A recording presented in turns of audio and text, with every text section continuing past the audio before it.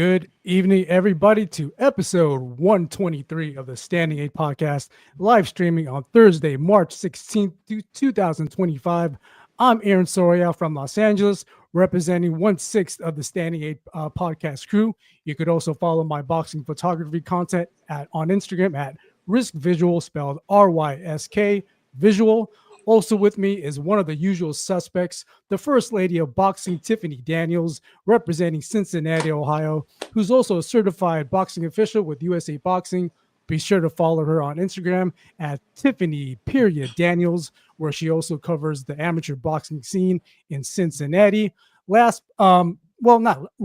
Also joining us, we also have special guest panelist, reoccurring collaborator on these Boxing Talk episodes, Gary Kittleson of 3D Boxing Blog. He's also known as a boxing bookie, known for his in-depth betting analysis on upcoming fights on YouTube. So be sure to check him out on YouTube as well at 3D Boxing.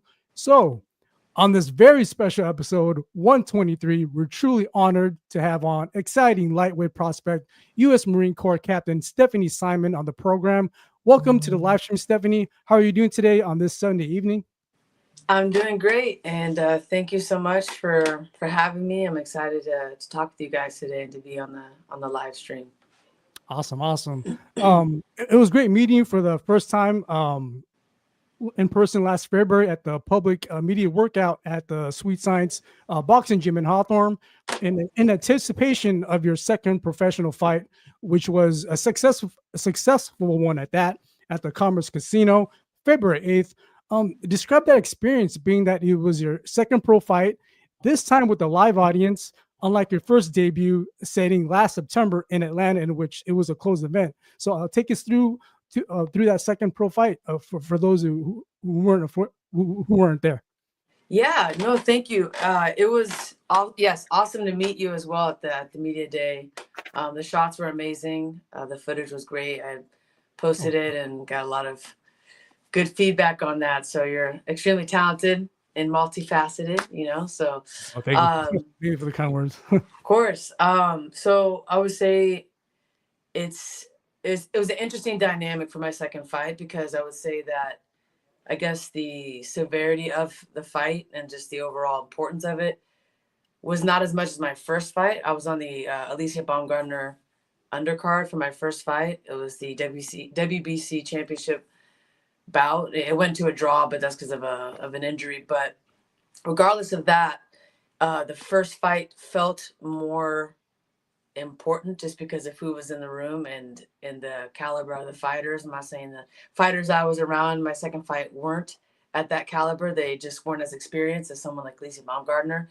And it was an all women's card, so it just felt different. And then once I actually fought, though, it felt kind of weird, because I could hear everything. I could hear, honestly, I could hear someone drop something on the floor. It was very quiet. There was moments where it was, a little bit more rambunctious and loud, but that for the most of the night, it was pretty quiet because it was a closed event. So my second fight, even though it was a local event and, again, much less important of a overall fight night, just because there was no championship belt on the line and it was more of a local show, it felt like a bigger deal for me, just because I sold like 200 tickets almost, and I had all my friends and family and people that flew out from all the way from Florida to come see the fight, and it was a big crowd, and it just felt more exciting.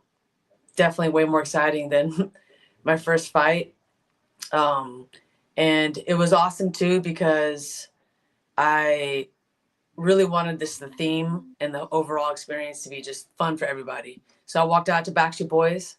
A lot of people walk out to something cool and something a little bit more, I don't know, people like to walk out to music that's like cool, but I came out to something much more playful and silly, and it kind of set the tone for everyone that was there to just have fun and enjoy the show. So it was exciting. I had a tough opponent.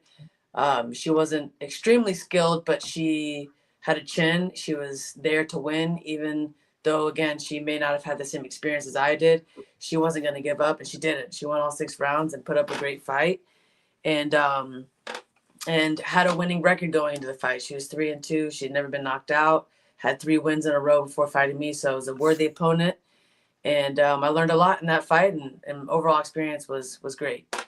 So, On a more, how close were you um, in choosing a Michael Jackson theme in your re-rock? Because you've been always posting on social media, your Jackson imitations, your dances. How close were you to choosing that as your ring walk going in? so it's very funny you asked that, because my first fight, I actually had a Michael Jackson theme. Oh, My okay. trunks had the silver stripe on them, like the one he wears on his arm, on his little Michael Jackson jacket. And because of the venue, it was a closed venue, but it was actually in a like a movie film recording studio, a 3D immersed world where they had all these screens and stuff. So we were actually on like a movie set type place where there were rules and regulations on copyright music.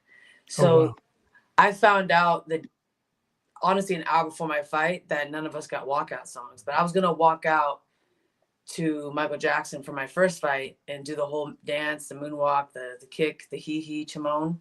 But unfortunately, um, I didn't get the opportunity. So I think, not my next fight, because I know my next fight won't. My next fight is 5 weeks. It's not going to be on DAZN or like an important network, but on my closest fight from now, where I'll actually be on like DAZN or like a bigger platform where there's more viewership, absolutely I'm bringing back the Michael Jackson, There you and go. we're going in on that. I mean, like, the goal and the aim is to make a viral walkout. And I don't know, some girl fought on a Matchroom card last week. Last week, I forget her name. She seems very sweet, but it was the most unseasoned chicken version. Like, you ever had unseasoned chicken? That is what it looked like when she walked out to Michael Jackson. And this cute little British girl, bless her heart, but that was not it. She walked up to Michael Jackson, and I was I was actually appalled, and I was hurt. I was like, this is crazy. Matchroom, sign me so you can see what a real walkout, a real true genuine Michael Jackson, a real Michael Jackson walkout is supposed to look like, because that was not. That was Kids Bop. That was some other. Yeah. So again, I'm not trying to be mean. I'm not trying to call her out. She's a much lower weight class anyway. But I'm saying, like, if you're gonna walk out to MJ, you gotta deliver. You gotta deliver. And if it's a So Michael Jackson walkout, it has to be on an elevated platform of some sort. 100%. Yeah. And I want to be able to slide my feet so I can do the. You know what I mean? I want to do that that move, but no, I'm just kidding. But you understand what I'm trying to say here. I take it serious. The walkout has to be done right. So, but I wanted to I ask. digress. I'm a huge Michael Jackson fan myself. Me I'm a huge fan too. overall. It's good, like, because you're obviously a lot younger than me, right? So it's good that the king is translating to the next generation, and his music didn't die out. That the younger people like Michael Jackson, because I'm 41. Like, I grew up on Michael Jackson, like the Bad album, like that was like the first cassette tape I ever had. So, Of course, what Michael Jackson song did you walk out to? What were you gonna walk I was gonna walk out to Billie Jean. Okay. I was gonna walk into Billie Jean. Now, here's the thing about Michael. He's got so many different versions. Got remember the time when we got the freaking Asian Michael. You got the hey pretty baby with the, you got that Michael. That's right? Pretty good. That's you pretty got good. you got Smooth Criminal. You got Bad.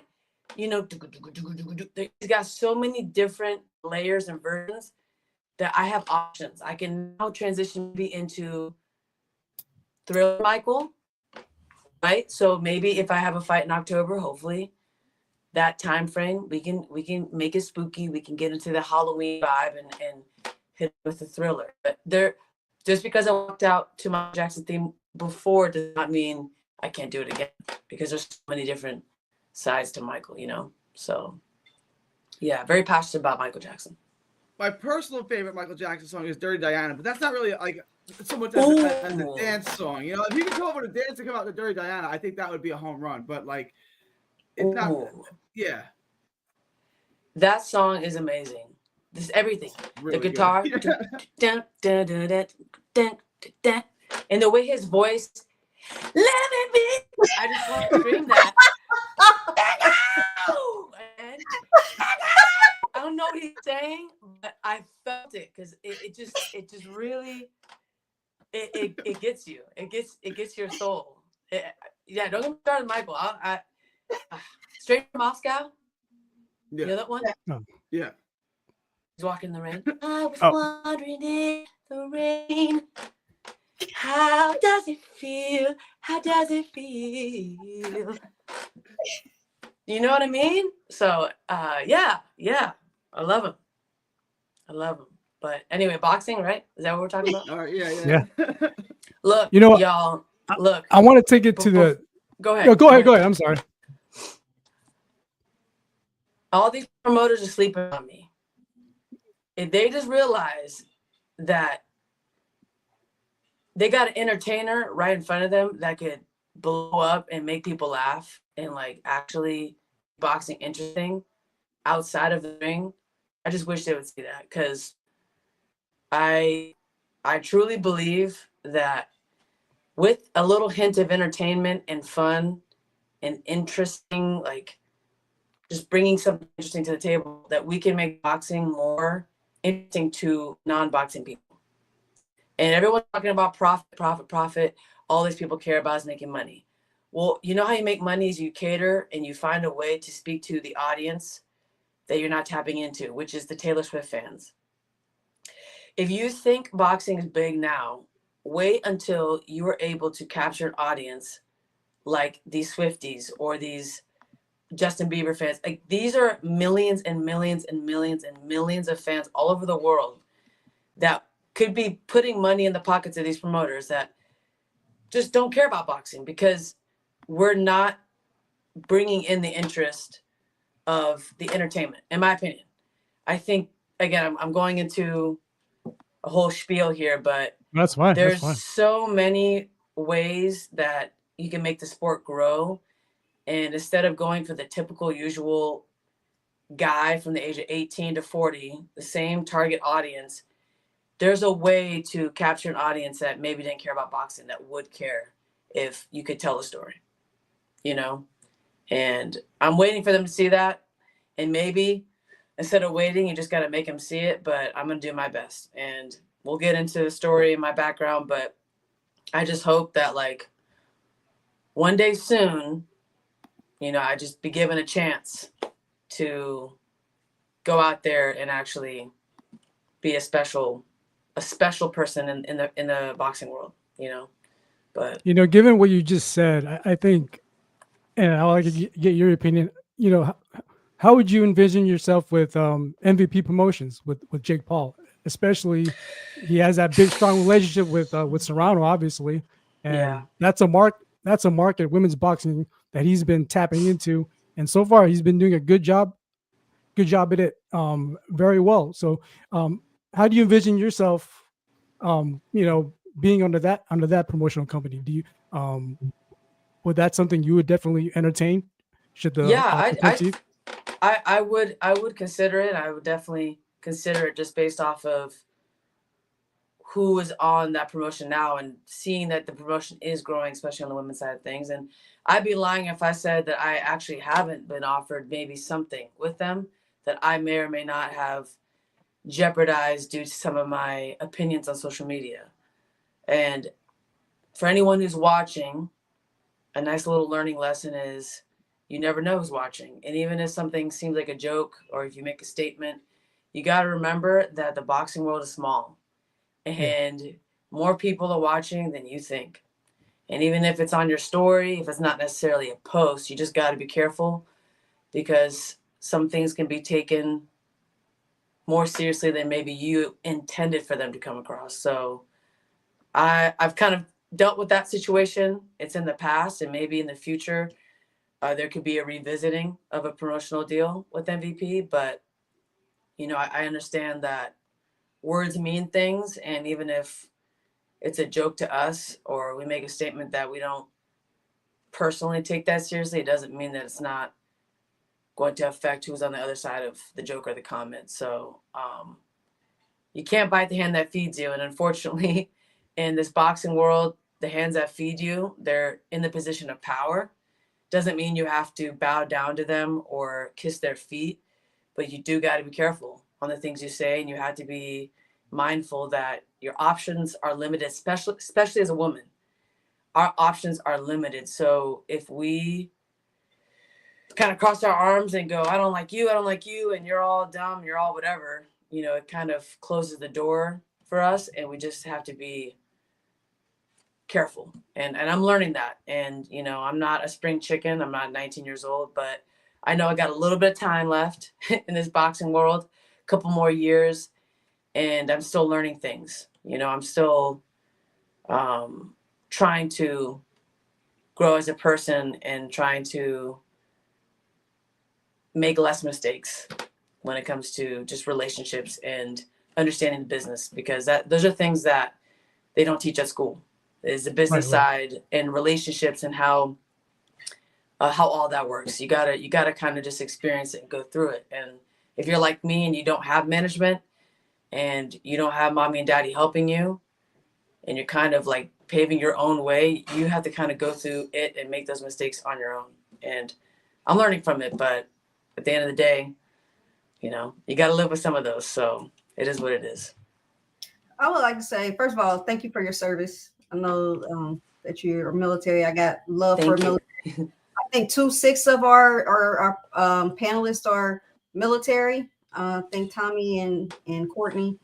And my dad was military, so thank you for that. But before there's Jake Paul, I know he's a big deal right now. But I have a friend of mine. His name is Lauren Shavatkin.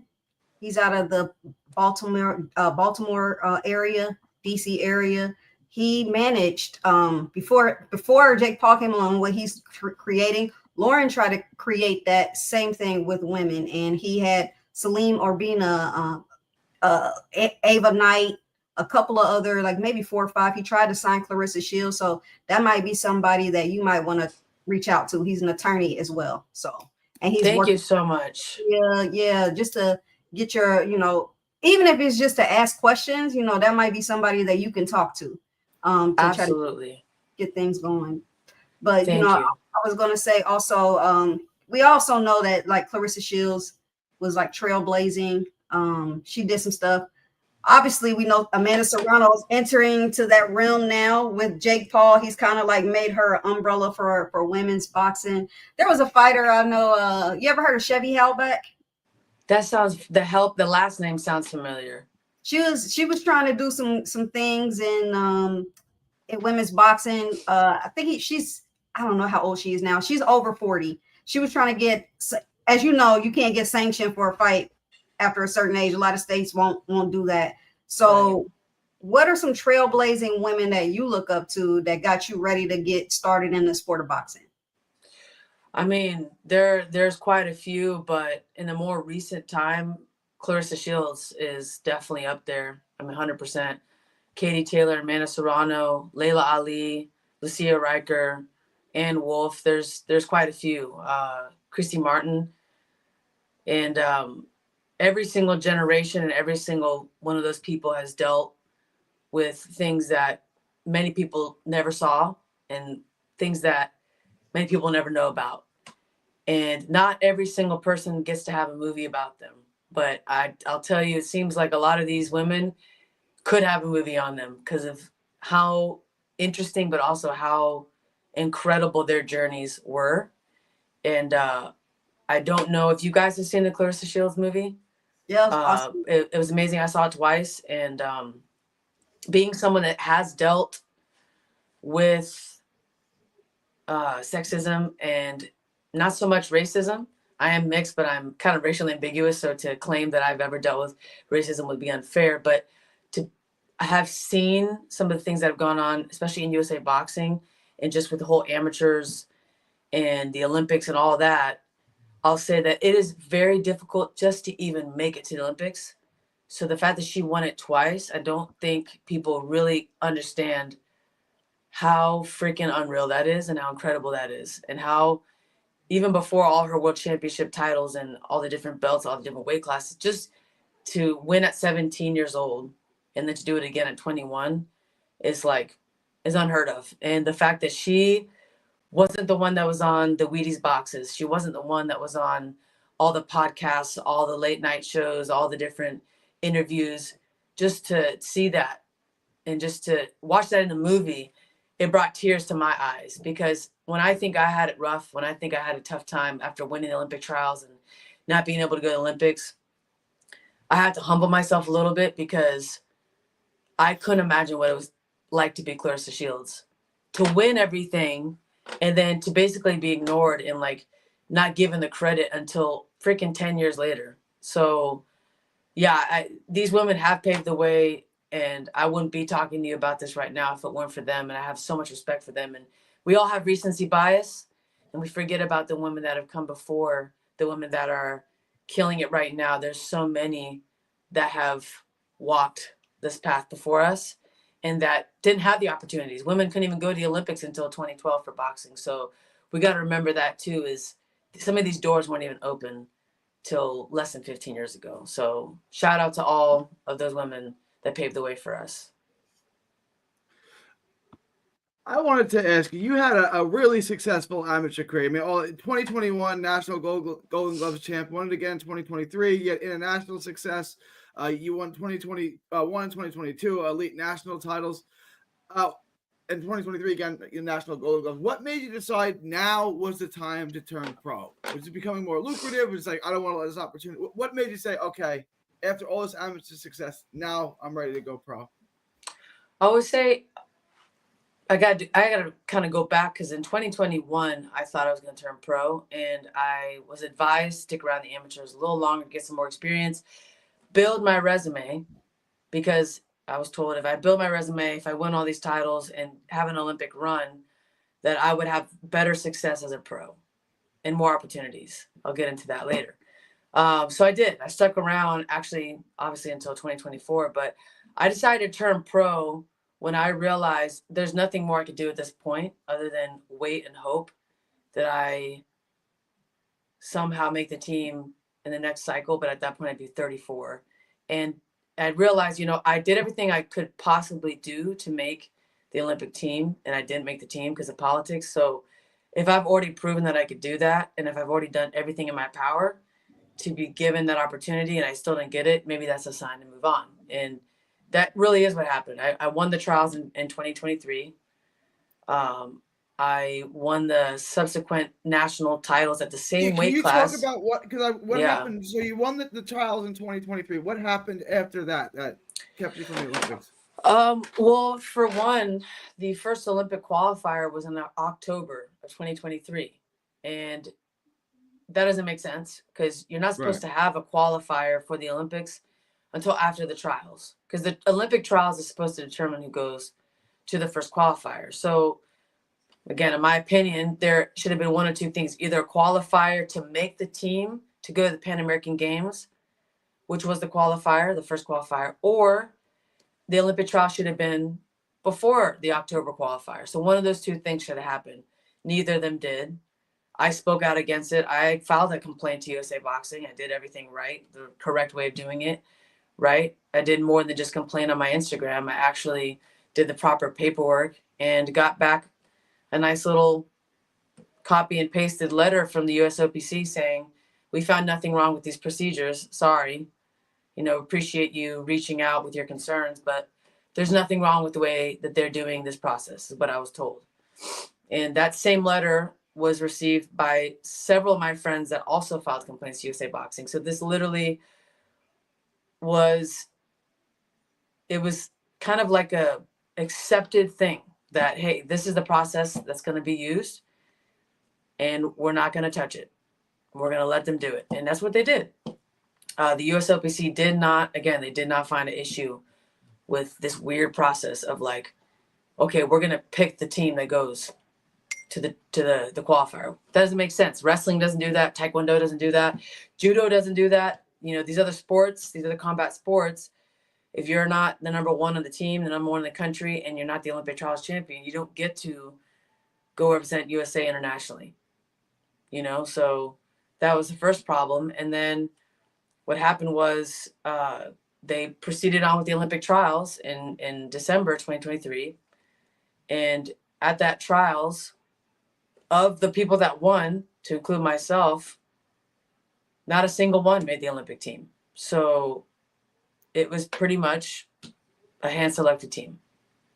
And this process that was allowed to happen, I think, is what resulted in us having one medal from our whole team, and it was a bronze medal, which if you factor in the amount of money, the amount of resources, and the incredible facilities that the USOPC, you know, up in Colorado Springs, the OTC has, it's just crazy. Because when I was there, we trained with China, we trained with the UK, we trained with New Zealand, we trained with Germany, we trained with people from all over the world, and they all said the same thing. This facility is incredible. Your guys' program, everything you have here, I wish I had this, which is crazy because all those countries, somehow, most of them had more medals than we did, but we had better facilities. We had more than them. So it's a disconnect. I think there's an issue. There's a problem with the process and how they pick the team. There's also an issue on what's being taught, and in terms of boxing, I don't think that what's being taught in terms of style is working. I don't think you can give a cookie cutter style of boxing and give it to every single fighter and go, this is going to work. If you do this at the Olympics, why are you teaching a heavyweight the same tools and techniques that you're teaching a 112-pound fighter? It doesn't make sense. Why are you teaching a counterpuncher and a fighter that's slick, that likes to be on the back foot, the same way you're teaching a pressure fighter that likes a high guard? Why are you teaching everybody the same thing? And why aren't you using people's natural abilities and strengths and tweaking a few things to make them maybe a little bit better? Why aren't you doing that and then taking them to the Olympics and having them fight the way that they fought that got them to the Olympics? It just, everything, in my opinion, is messed up. It's all jacked up. And something needs to change. Or we'll go into this next 2028 Olympics and have the same outcome. Maybe another bronze medal. So that's what I have to say. Can I follow up with one more? Stylistically, you seem to be fit for the pros. I want to just describe your style. I got to watch some tape on you. You're really, really sharp from the outside, but you're good on the inside too. How would you describe your style in the ring? If I said, Stephanie, what kind of fighter are you? How would you answer that question?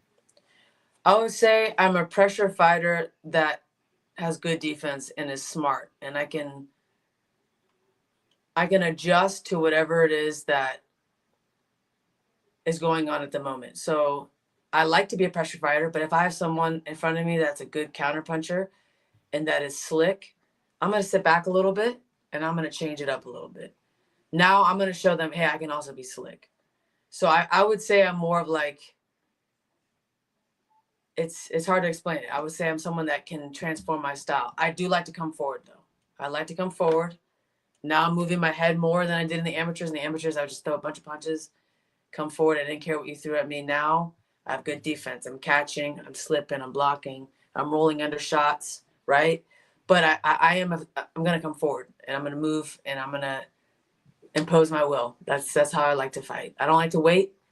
I'm either going to feint you or I'm going to throw a punch first. I'm going to initiate first. I'm not going to wait on my opponent. So that's really my style. I mean, you did allude to that when I spoke to you at Sweet Science Gym. Like you will fight in accordance to the situation that's presented to you, right? And you won't necessarily fight one style, but it depends on what the opponent gives to you. That's right. Then you'll come up with a different tool set for that particular fighter. So it's pretty awesome that you mentioned that. Looking at your first fight though, your pro debut, the biggest things I got from that is that you sometimes you do lead with the jab, but you're not afraid to go straight with the power shot if the opening's there. So again, there's you're definitely not one dimensional. You're like a chameleon, if I could uh, put a for lack of a better term. But yeah, Thank you. so who do you credit most to your adaptable style? Um, like any trainer that you want to? Is there a specific trainer that you want to give a shout out to, or who's the one that's been drilling you the most? That's made you the fighter right now in the pro scene. I would say in the pro scene, John Pullman is who I'm working with right now. He's taught me a lot of what I've implemented. He's always telling me, switch it up. You know, if I'm in sparring and I have my guard up high and I'm coming forward and being aggressive, he's like, okay, now she's used to that. Now put your weight on the back leg. Now I shift back here. Now I'm being the slick boxer. Now that uppercut she was going to throw is gone. And then after she's used to that, she's thinking, okay, she's leaning back. She's anticipating the punch. She's like, okay, now go back to this. Now come back to this. So he is teaching me to not fight in one way and one style, but he's also teaching me the next level of fighting, which is learning how to play chess. Because the amateurs and how I was fighting was checkers. It was you go, I go, you go, I go. You know, you're punching now. Okay, now I'm going to punch back. He's teaching me the next level, which is you're now disguising your defense and you're disguising your offense, and you're mixing up your style within the fight and showing your opponent they have no idea what to expect. There's no way really for them to know what to counter with or what to punch you with, which that to him and to me, I agree, is the most dangerous type of fighter, is a fighter you can't read. You know, if you have the same style, the same type of way that you fight every single time, eventually someone can find a way to beat you. But if you don't, if you can mix it up, I feel that makes you more of a threat. You know, you grew on that note, what grew you to the Los Angeles area? Because you know you grew up in Vancouver, Washington, born in Atlanta, Georgia. What eventually landed you in LA in general to start your pro boxing career? That's a great question. So I grew up in Atlanta, or I'm from Atlanta. When I was 7, I moved to Washington State, grew up in the Vancouver, Washington area, went to college at the Naval Academy in Annapolis, Maryland. I've been all over the place. I was stationed in North Carolina for 5 years. After my active duty time in North Carolina, I moved to Florida for about 2 years. Been in the reserves ever since, but I was there for a couple years, and I felt that the training was good, but I felt that there weren't enough female pro fighters in that area that had achieved or were trying to achieve my same goals. So I didn't feel like I had enough people around me to train with, sparring partner wise, but also in general as athletes to look up to and aspire to be like. I didn't feel that Miami, Florida was the best place for that. Now, I had heard a lot about the Cali boxing scene. I had spent a lot of time in New York, and there's great boxing there too. But in my opinion, New York has really good amateur boxing. The pro boxing scene is good, but I still think that the LA boxing scene / Vegas, that whole region, is superior to anywhere else in the country in terms of boxing. The most competitive, I would say, in conjunction with LA, I would say the DMV area. Also incredible boxing, but not for women. So there's not a whole lot of female fighters in the DMV area. I would say the majority, from my research and just from checking out LA in last February, I realized this is the place to be. I came last year in February, and I did a little sparring event, and there was like 7 girls there, 7 or 8. And I'd never experienced that. Not in Southern Florida, never. Like, not 7 or 8 girls my size, also my experience level. So I realized quickly that, like, okay, this is the place to be if I want to get better and if I want to improve my skills as a professional fighter. So that's pretty much what drove me to move here for my career. That's awesome. That's awesome. So you felt there, you felt there was a better sample size here in LA compared to anywhere else, For so to sure. speak, for sure. Yeah. Tiffany, any questions you have also that you want to I was gonna say, you sure you wanted to step out of the amateurs and go into pro? The reason why I asked is because this question came up. I was with some boxing officials last weekend and the weekend before last, and there's a young boxer. Her name is Julieta Moreno. Julieta, hello. But she was a great amateur, fantastic. She had some injuries. She sustained some injury, and so she had to stop boxing. So when we were talking with her, I was talking to like one of the officials in charge. She said like, "Hey, I think I'm gonna go pro. I just want to have just one fight." He's like, "Why you want to have one fight? What's the point? Like, is it the money or or is it something else?" Because once you go pro, you can't go back. So she may want to fight longer, like maybe like as a masters, like when she hit like 40 or something like that, she may want to do masters, but once you turn pro, you can't go back. So I guess, do you never want to do masters, or are you just going to do a couple of years and just be done with the sport completely? I mean, I'm going for the top. I'm going. My goal is to be champion of the world, undisputed at 140. I'm 30 right now, so right now the champions at my weight, the top two women are Katie Taylor and Amanda Serrano. They're almost 40 years old, so I know I'm not aged out. I'm nowhere near being close to like the end. I think I'm going to hit my prime in the next year and a half, and that'll be a perfect peaking moment in women's boxing. It only takes, at this point, at my weight, you could be fighting for a title 8 or 9 fights. And I've already seen it with, Sandy Ryan was fighting for a title after 6 fights. Lauren Price at 147, she's fighting for a world title, I think 6 or 7 fights as well. So you fight for world titles pretty quickly as a female, especially in the 140-ish range. And right now, it's perfect. All the top interesting girls right now are in the 140s. Katie Taylor, Amanda Serrano. I'm not saying Clarissa's not interesting, but she at one point was in the 140s, 150s. So within 20 pounds, it's a great weight class, a great weight range to be in. And my goals are to be the champion and then move on to other things. And, unique to me, I feel, is that I have other talents, other abilities that most fighters don't. I play 5 instruments. I do impersonations. I do accents. I can learn a song and a freaking piano, guitar in 2 seconds. I can imitate. I'm a good entertainer out of the ring, and I'm in LA here for more than just one reason. It's not just boxing. I think this is a great place to be for the entertainment world. So, I plan on taking my story, my background, my talents, and transitioning into other things after boxing. I don't want to be someone that ends up having a situation where the sport retires me, because we see that a lot. We see people, they really go out on their shield and they're forced to tie up the gloves because they went way past their prime. I don't want to be that person. And I've said it before in other interviews. A bad concussion, if I'm 10, 15 fights in, that might be it.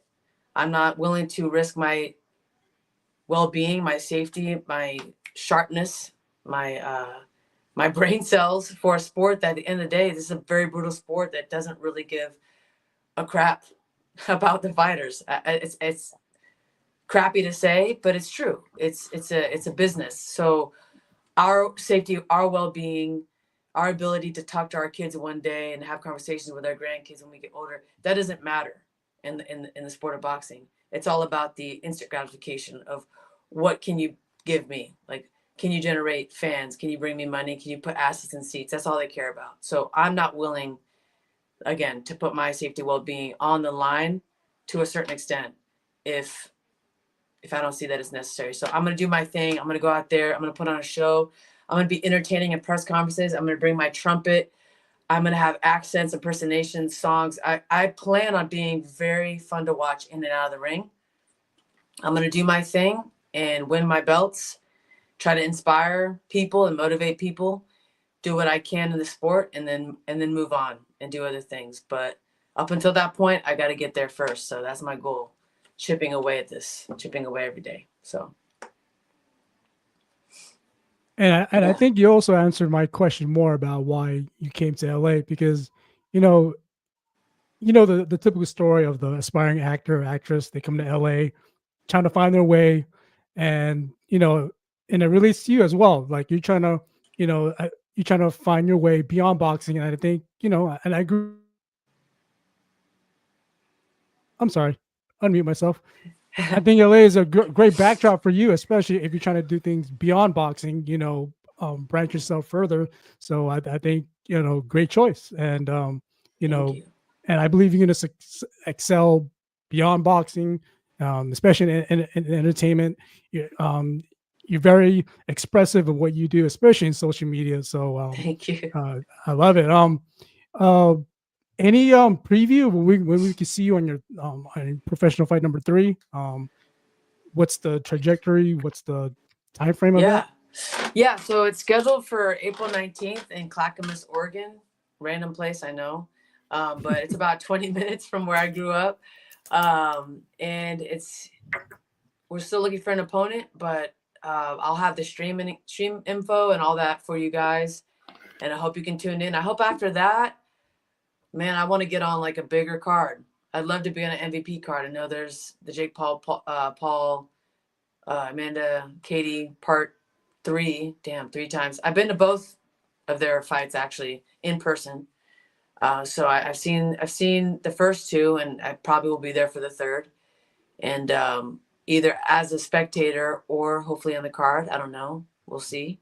But that would be great. That's like perfect timing if fighting April, May, June, July, 3 months. So, but like I said, my goal is crush this next fight, put on a great performance, and then to hopefully get on a bigger card, a bigger promotion, and something a little bit more important. So we'll see, right? Awesome. Yeah. Before I give it to the rest of the panel, in case they have any lasting questions, I want to get your take. What's your overall take about Turki Al-Sheikh and what he's done so far? I think many of us see him as the elephant in the room, trying to shake up things as far as the old way of doing things in boxing, organizational wise, business wise. What's your overall thoughts about Turki Al-Sheikh from your point of view? So I like that big fights are being made. I think that that's really cool. That I think with the amount of money that's being offered, it's almost hard to say no. What does worry me is we've seen in other sports what it's like to have a monopoly. And when fighters are under one umbrella and don't have an option but to fight under that one umbrella,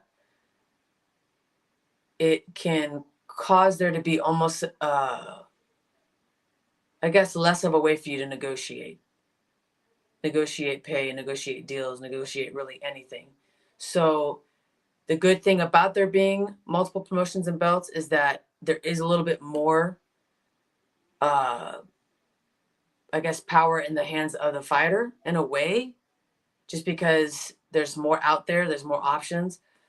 But with that, again, it's like a double-edged sword. It seems like there is a lot of people that aren't willing to fight each other because they don't want to lose the title. They don't want to lose the belt. They don't want to lose their status under whatever promotion that is. So I could see this being a good thing in some ways. I could see it being a not so good thing in other ways. It really is kind of a toss-up. Does that make sense? Kind of what I'm saying?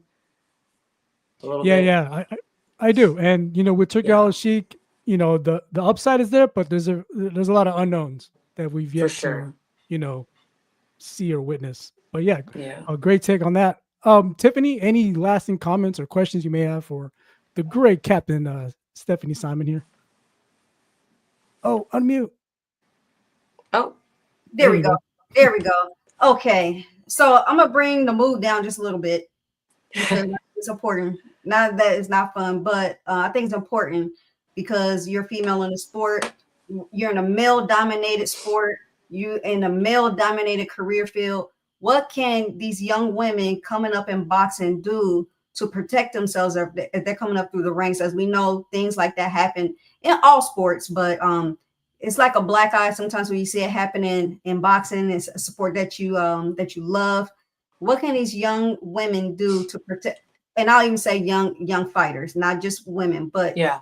we're women. What can these young women do to protect themselves as they're coming up through the boxing ranks? 100%. That's a great question. I would say definitely seek legal guidance and advice. I know you guys had Liza Brereton before on your show. She's been a great help for me. So know that going into the boxing world, there's a lot of things that aren't written down anywhere. There's a lot of things that are not in a handbook that you can just read. There's a lot of very like weird untold nuances that they don't tell you. And a great example is like if you're not signed or if you're not on a part of a big promotion and you don't have a manager, you actually will end up paying for a lot of your fights in the beginning of your career as a pro. A lot of people don't understand that. I didn't realize that honestly till 6 months, 8 months ago. I was like, wait, I'm paying for my opponent's purse. I had to sell $4,000 worth of tickets. Oh, wait, I had to pay for my medicals and my opponent's medicals. Wait, I had to pay the matchmaker fee. Wait, $9,000. So there's these things, right, that you don't find out till you get there. So seek guidance, ask questions, get legal help, and never sign a contract, never sign anything without having a professional look it over. So that's part of it. Then the other side of it is more of like I would say, more subjective, is like set boundaries for yourself and realize that at first things are not going to be easy. They'll never be easy, but in the beginning, it's really not going to be easy. It's not going to be fun getting your career to where it needs to go. It's going to be very hard. You have to be your biggest advocate. And a good example for that, after my second fight, I immediately called a promoter within 2 or 3 days to set up my third fight. Most men don't have to worry about that. I feel like there's so many opportunities, so many different cards to get on. Female fighters, it's hard for us to get on cards. It's hard for us to get on shows because a lot of promoters aren't interested. And what got me on this last card was that I sold 200 tickets. I was the main event. So I brought in a big crowd. I was fortunate in that sense. But had I not done that, I don't know if it would have been as easy to get on that. So again, you have to be your biggest advocate for the young ladies coming up. You have to push the needle. You have to initiate because the opportunities and the career is not going to move itself. You have to be the one to do it. And of course, you can reach out, get help, sign to a management company, build your team. But again, it ultimately has to come from you. So those two things, legal help, get it, make sure you have someone to look over your contracts, and then be the one that's going to initiate your career. Those two things I think are the biggest tools and advice I can give to young fighters. So it's pretty accurate to say that the marketing all really falls on the fighter. And I believe 3 episodes ago, we had Eddie Vasquez on from Fort Worth, Texas. He said that you could be the best boxer, X and O's, I's dotted, but if you don't have that personality, if you don't have a good marketing strategy behind your name, you're not going to go far, and you're not going to get those fights. You're not going to land those fights in those big cars that you envision yourself being in. So, and it's especially true, as you said, for women, for upcoming women prospects. So, great take on that. 100%. Yeah.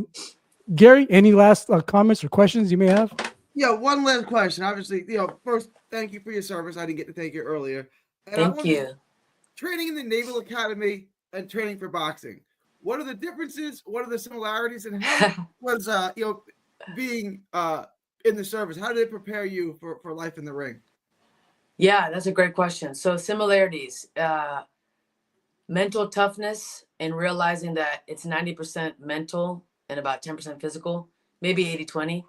I would say those are two very similar aspects of the Naval Academy and being a boxer. Another similarity would be that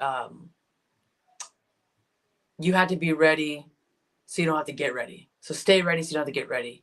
As a war fighter, somebody that's in the military, somebody that is preparing to serve your country, be in the fleet, be in actual potential harm's way, you can't be in a position where you need time to prepare. A lot of times you have to be ready within 10 minutes. Sometimes things happen, things change. You got to be adaptable.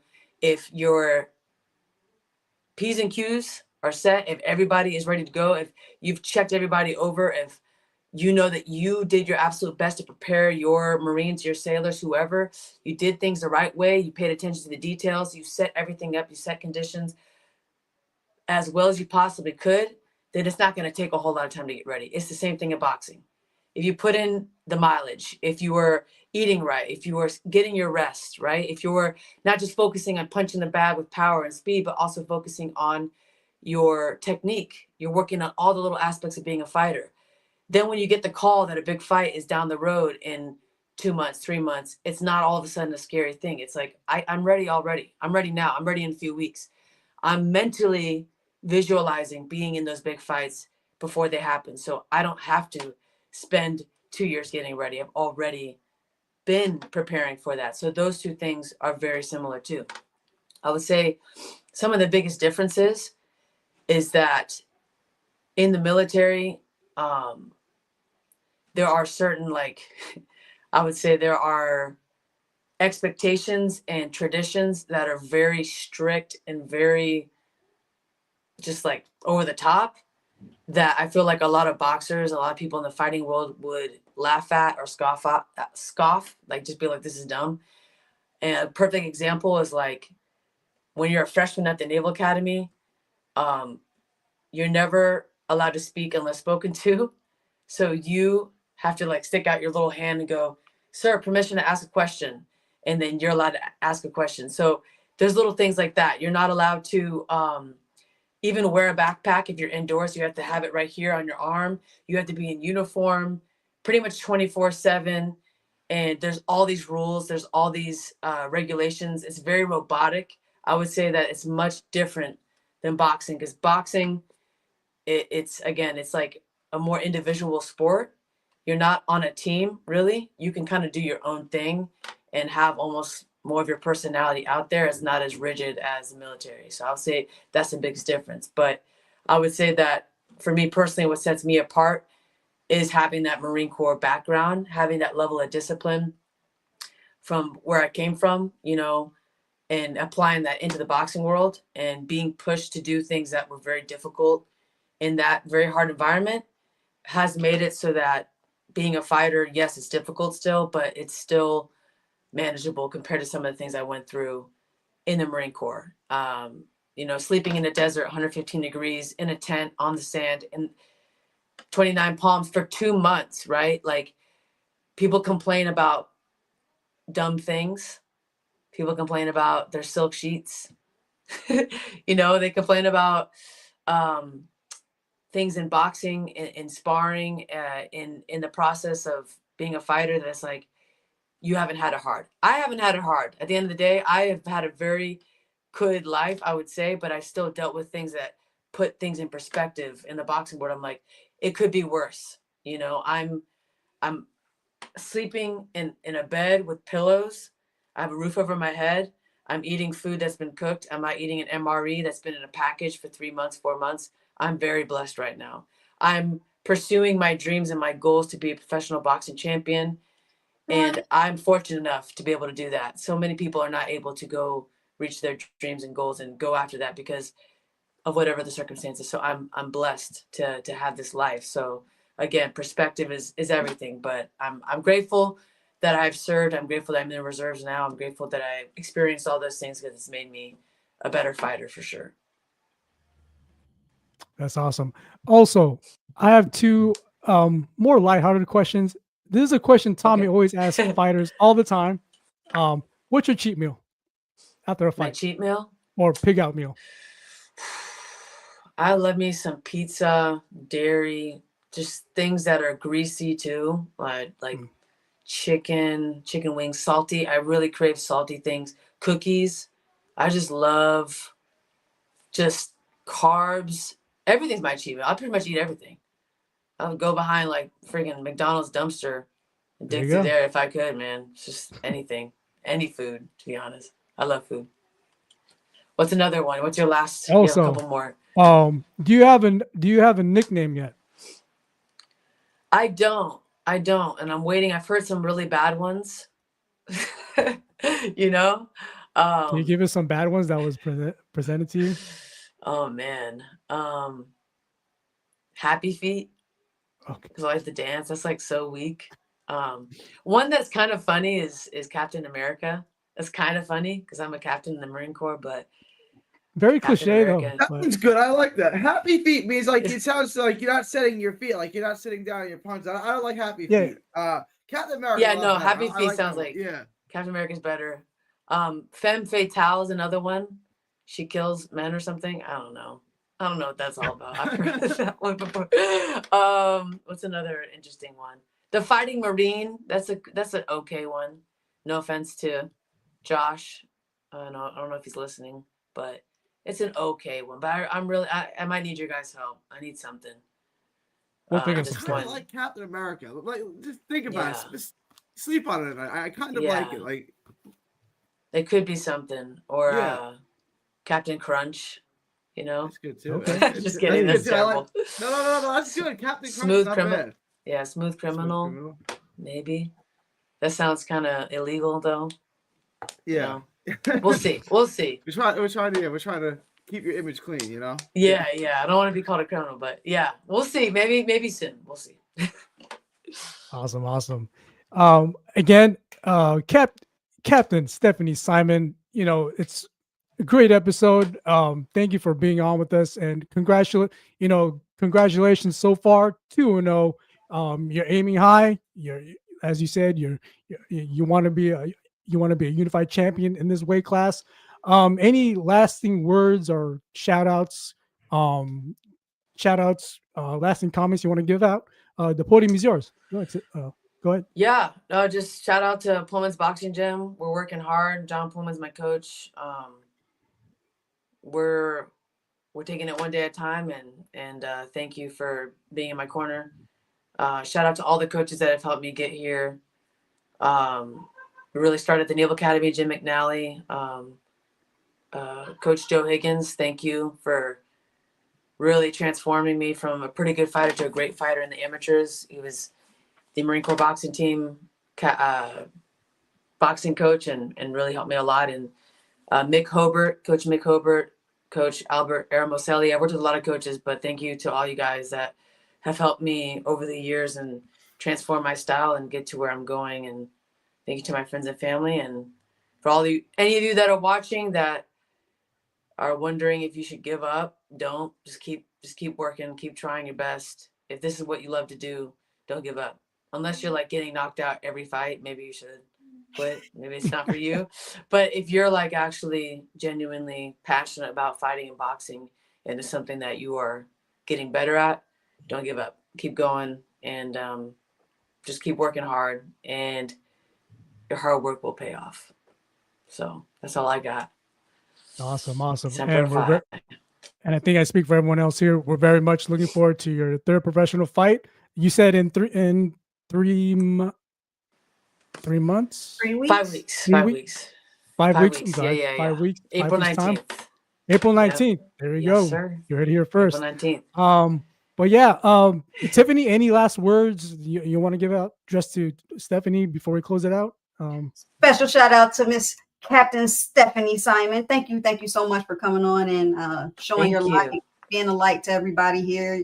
You're a lot of fun, and I can't wait to catch you and figure out what the hell you're doing with those arm exercises. I see your fight, man. I'm like, what the hell? Is that from the bag or is that from something else? You need to hit my inbox. Let me know. Hey, one last thing I forgot to tell you guys is I was the Division I track and field thrower. So we were lifting. I was 19 years old. I knew it. Doing all sorts of crazy stuff. That's that's where I came from. And wrestling, grew up wrestling. We didn't talk much about my childhood, but I was a wrestler before I was a boxer. So I will send you the workouts just Send for me the $19.99 a month. $19.99 a month. You will get access to all. No, I'm just kidding. But yeah, absolutely. I can send you them. They're quick and easy. Get you. So that, yeah, I seen the guns. I'm like, oh my God, look at the arms. But also, I want to shout out to our fellow panelists. Gary, thank you for coming on with us today. We appreciate you so much. Everybody that couldn't make it. Shout out to Ohio Runs Boxing. All the amateurs back in Cincinnati, Ohio. Salute to you guys. You put on a great show last night. And also, GT the Great down at Camp of the Greats. Shout out to him. Yeah. Awesome, yeah. Tiffany. Gary Kittleson, 3D Boxing Blog. Thank you for being on with us too. Any last words, shout outs also towards Stephanie, if you have any? Go ahead, Gary. No, it just it was an honor, Stephanie. That was really entertaining. It was informative. Like that was a really good interview. I thank you for coming on. I Thank you for having guys me. at Standing 8 for having me. I really appreciate it, guys. Thank you. Thank you, guys. Thank you. Awesome. So yeah, that's going to wrap it up for episode 123 of the Standing 8 podcast. I'm Aaron Soria from Los Angeles. With me, Tiffany Daniels, Gary Kittleson, and of course, our very special guest, Captain Stephanie Simon from the U.S. Marine Corps, a 2017 U.S. Naval Academy graduate. You know what? Very much looking forward to your next third professional fight. Again, good night to everybody. Have a safe night. Peace, everybody. Thank you. Bye.